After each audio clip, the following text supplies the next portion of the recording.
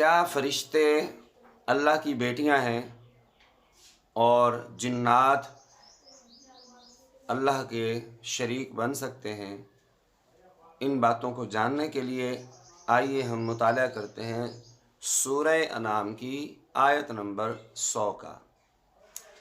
میرے ساتھ مل کر پڑھی اعوذ باللہ من الشیطان الرجیم بسم اللہ الرحمن الرحیم وجعلوا اور انہوں نے بنائے للہ اللہ کے شرکاء شریک اور انہوں نے اللہ کے شریک بنائے جنوں سے وخلقہم اور اس نے انہیں پیدا کیا اور انہوں نے جنات کو اللہ کا شریک بنایا حالانکہ ان کو اللہ نے پیدا کیا ہے۔ وَخَرَقُوا اور انہوں نے گھڑ لیے لہو اس کے واسطے اور انہوں نے اس کے لیے بنا لیے بنینا و بنات بیٹے اور بیٹیاں اور انہوں نے اللہ کے بیٹے اور بیٹیاں بنا لی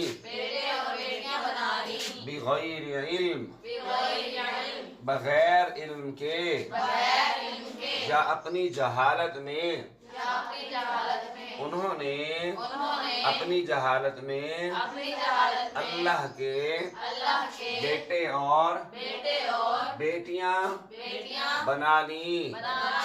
جواب دیا اللہ نے سبحانہ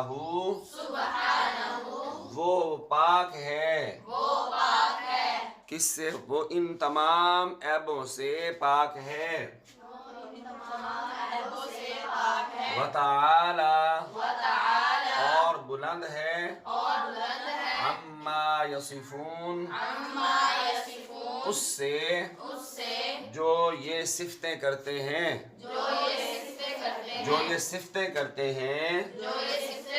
اللہ تعالیٰ اس سے پاک اور بلند ہے۔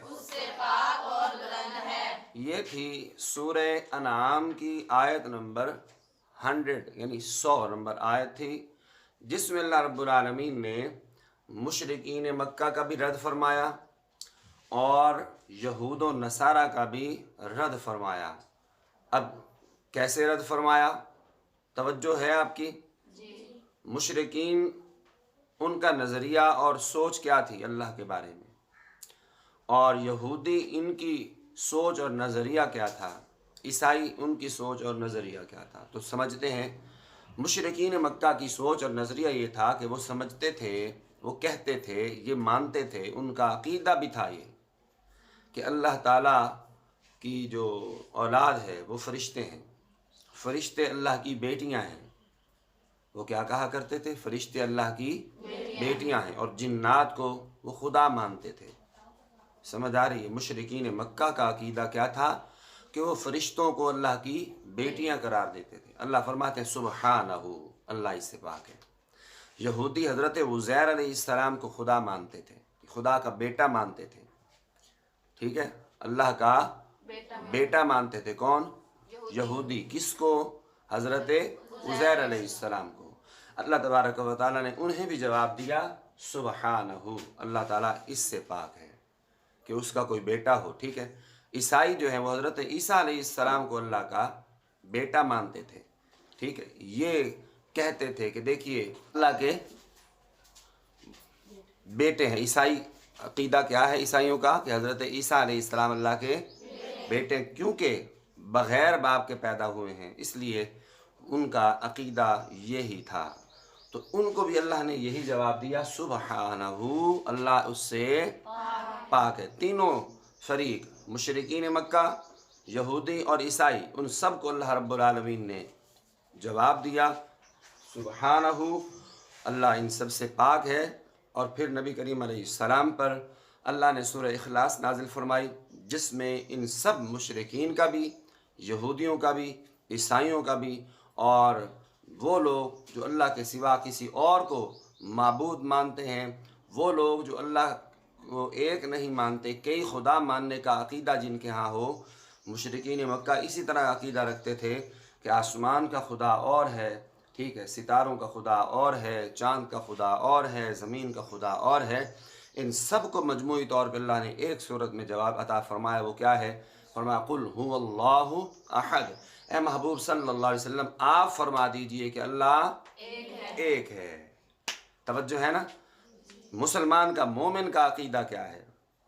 कुल हुवल्लाहु अहद, अल्लाह एक है, ला इलाहा इल्लल्लाह, उसके सिवा कोई माबूद नहीं है। और इसी में अल्लाह रब्बुल आलमीन ने सूरह इखलास में ही फरमाया, अल्लाहुस समद, अल्लाह बेनियाज है, लम यलिद वलम यूलद, ना उसकी औलाद है और ना वो किसी की औलाद है। समझ आ रही है? तो इसलिए अक़ीदा तौहीद, अक़ीदा रिसालत, इन दोनों अक़ाइद में हम सब को अपना अक़ीदा पुख्ता और मेयारी बनाना चाहिए। पुख्ता अक़ीदा वो यही है कि अल्लाह एक है और अल्लाह के रसूल सल्लल्लाहु अलैहि वसल्लम अल्लाह के आखिरी नबी हैं। हमारा इस बात पे ईमान है। इसके आगे हम किसी बात को और जानते भी नहीं हैं, समझते भी नहीं हैं, ना सुनना चाहते हैं। यही अक़ीदे का मेयार और लेवल होना चाहिए, ताकि हमारी बख्शिश की कोई सूरत पैदा हो।